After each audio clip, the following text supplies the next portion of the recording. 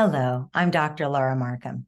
Thank you for joining me for the neurobiology of self-compassion.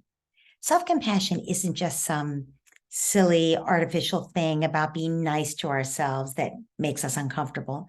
It's actually about reparenting ourselves by showing up for us. The most important relationship you will ever have is with yourself. So this is about showing up as the inner support that we all need, the wise, loving inner parent that some of us were able to internalize as children and some of us weren't, depending on the parenting we received. So self-compassion supports us to be our best selves by nurturing our resilience, our well-being, and our ability to self-regulate. And as you can see, all of that creates a more nurturing environment for our children, as well as a more healing environment for us so we can grow and change.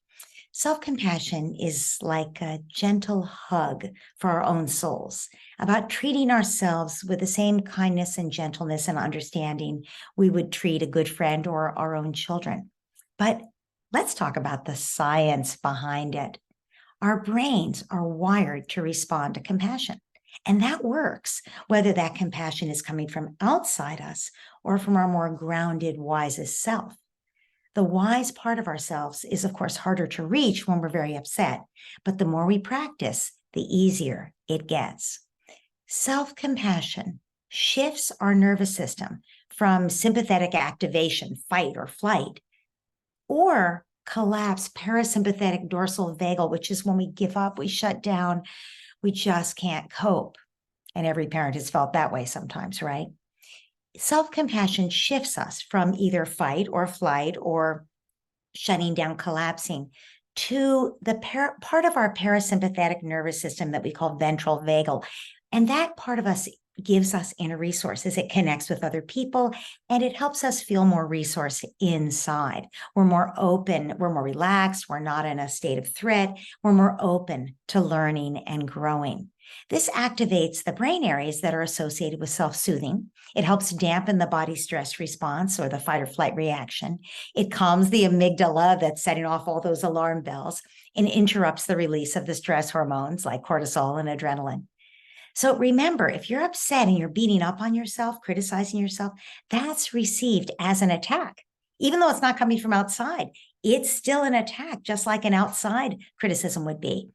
And so when you're beating up on yourself, you're triggering stress hormones. You're activating your own pain centers. So that's why self-compassion is great to practice all the time. But especially, it's important when you're upset.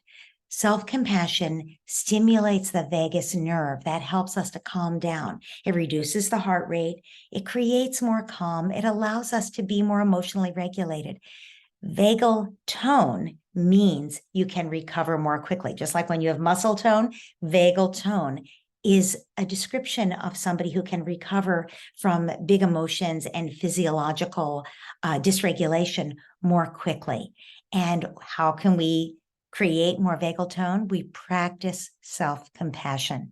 So self-compassion also, remember, it's working just like compassion from outside you. So it also stimulates the release of oxytocin, the love hormone, and that reduces the stress that your body's feeling, and it fosters the trust, emotional connection, and safety that we all need when we're feeling stressed. Self-compassion even activates the brain regions in the prefrontal cortex that are associated with self-soothing and self-regulation. So that helps us be more effective in managing our emotions and also helps us make better decisions, even when something upsetting has happened. So this sounds like a lot going on in the brain just from self-compassion, doesn't it? It is. That's why I say that self-compassion is like a Jedi mind trick.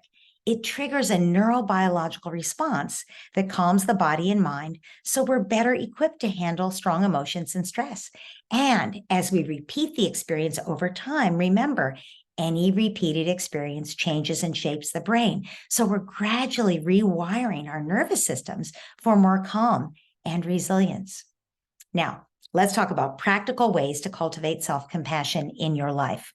Kristin Neff, who popularized the term self-compassion, she's a self-compassion researcher. She says there are three ingredients: mindfulness, kindness, and common humanity. So mindfulness is noticing what you're feeling, noticing that automatic impulse to judge yourself for what you're feeling or for what you just did, that mistake you just made, and accepting it, but not jumping to action, not acting on it. So just drop the fight, stop fighting against whatever's happening, stop fighting against the feeling, stop fighting against what your kid just did. Accept it, notice it, allow it in. You're not stuffing your emotions when you're mindful, trying to calm yourself down. You're acknowledging, wow, am I mad? Wow, am I scared? Wow, am I upset about this? You're acknowledging it, you're noticing it. You're not judging yourself for it. You're not fighting with anything. You're dropping the fight. You're accepting it, but you're not acting. Because when we act, we're actually, that's coming from fight or flight, right? When we're acting, we're jumping in to stop something that's happening usually, or we're running away from it. We're trying to shut down those feelings. So mindfulness is noticing it, accepting it, letting yourself feel it, and not acting on it. That's the first thing you do for self-compassion. You just accept. The second thing you do is kindness. Kindness is when you replace that self-criticism and self-judgment with self-kindness. You remind yourself that you don't have to be perfect. It's okay to make mistakes. This thing is just a small part of who you are. You're still growing. Self-kindness, self-compassion is just being emotionally generous to yourself, the same way you would be to a good friend. And the third part of self-compassion is common humanity. That's realizing that you're not alone. All humans struggle with mistakes, pain. We encounter difficulties in life. We have suffering, failure, and challenges. It's part of the human condition. Every parent has felt what you're feeling right now. They've done what you did. And many parents will say, but I don't want to let myself off the hook. I screamed at my children. I made them feel bad. I scared them. Got it. That's not the way you want to act. That's not your best self. But when you give yourself compassion, you're not letting yourself off the hook.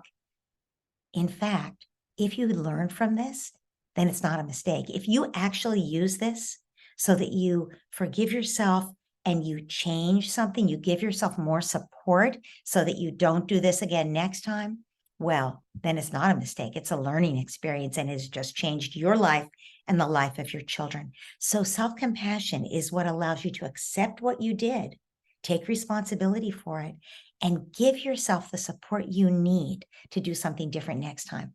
Because research shows that beating up on yourself doesn't change a thing. Feeling guilty doesn't change it. You know what changes your behavior as a parent? Giving yourself the support you need. Just like your child's behavior doesn't change when you scream at them. It changes when you give them the support they need to meet your expectations. So here's my challenge to you. When you next feel like you've made a mistake or you're facing a really difficult situation and you're struggling, replace your self-criticism and your upset with self-compassion.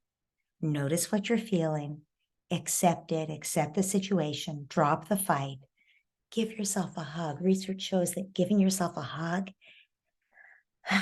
it calms your neurology. It actually makes you feel safer. Give yourself a hug and say to yourself, it's okay. Anyone would feel this way in this situation. I'm doing my best. It's going to be okay. So you talk yourself off the cliff by being soothing and reassuring the same way you would do to your child or your friend. You deserve that compassion as well. And if you can give it to yourself, you will actually change your brain and nervous system so that you will come out of this experience better equipped to not have this experience next time. As a parent, you have numerous opportunities to grow your nervous system by practicing self-compassion. When you live with children, there's childish behavior and sometimes you'll get triggered. But every time you're able to respond to yourself with compassion instead of beating up on yourself, you will become more able to self-regulate. You'll be increasing your vagal tone and your ability to recover faster. You'll also be role modeling for your children that it's okay to feel big emotions. They can be managed with love and kindness and understanding. You'll be showing your children how to navigate life's ups and downs with grace and understanding and connection to other people. Your children will be learning from watching you how to be kinder and compassionate, both to themselves and others. They'll be growing a calmer, healthier brain and nervous system because of your role modeling and your interaction with them. So, thank you for joining me on this exploration of the neurobiology of self-compassion and this whole challenge about the neurobiology of peaceful parenting. Remember, being kind to yourself, it's not a personal choice. It's a powerful tool for creating a harmonious, loving family life. Until I see you next, be compassionate to yourself. Your children will thank you for it.